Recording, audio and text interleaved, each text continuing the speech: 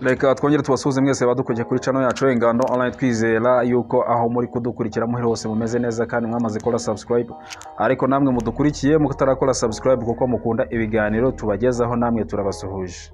Muri aka kanya Ingando Online reka tubabwire kimwe mu bintu umuntu mukundana cyangwa se umuntu w'inshuti yawe ashobora gukora ukamenya yuko yaguciye inyuma cyangwa se yaba abiteganya. Rimwe na rimwe kuba inshuti n'umuntu haraho bisaba kwihangana, ahandi bigasaba kwiyumanganya. Kuko uko ugenda urushaho kubogerana ubucuti n'umuntu ku buryo bwimitse, hari imico myinshi na myinshi ugenda umenya imuranga utaruga bwuzi mu minsi ya mbere. Noneho iyo mico ugenda umenya ukabona haraho ishobora kuguhungabanya cyangwa se ikagira yatuma hari ibindi byemezo ufata utari wateganyije gufata mbere. Ariko nanone hakaba hari ikindi kintu kigorana kuba wamenya, cyane cyane uko gikorwa mu ibanga rikomeye, ikintu kijyanye no gucana inyuma. Kubera yuko buri muntu wese atabasha gukontora inshuti ye intambwe ku yindi amasaha 24 kugira ngo ubashe kuba wamenya ibyo yirwamo cyangwa se ibyo akora, niho nanone usanga birushaho kugorera kuba wamenya yuko umukunzi wawe yaguciye inyuma.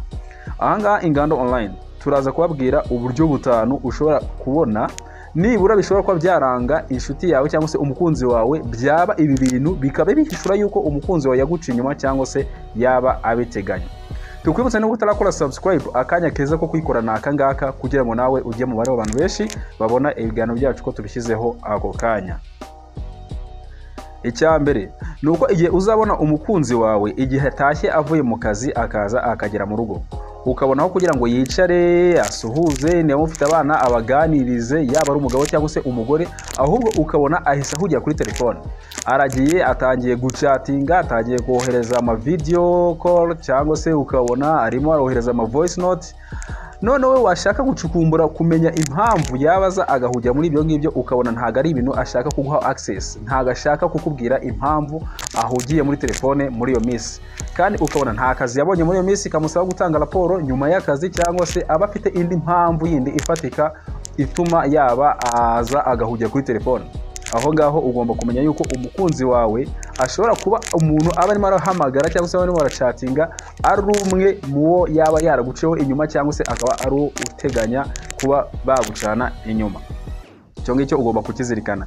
Icya kabiri nuko mu gihe wajyaga uryamana n'umukunzi wawe cyangwa se mukora imibonano mpuzabitsina nk'abantu bakundana cyangwa se abantu babana, noneho wamusaba yuko mwaryamana akakubwira yuko bitakimushishikaje na gato, wahatiriza akakubwira ati ngiye ndarushye ibi ngibi ntago mbishaka. Aho ngaho ugomba kuzirikana yuko kuruha bibaho, ariko nanone guhora urushye ku buryo udashobora guha umwanya umukunzi wawe, aho ngaho ugomba kumenya yuko ushobora kuba waramaze guhabwa ikarita y'umutuku cyangwa se uteganya kuyihabwa, ukava mu kibuga hanyuma abashoboye gukina bagakina. Ikintu cya gatatu umukunzi wawe ashobora gukora hanyuma wowe ugakeka cyangwa se kikaguhamireza yuko yaba yaraguciye inyuma, ni ukutaguha umwanya.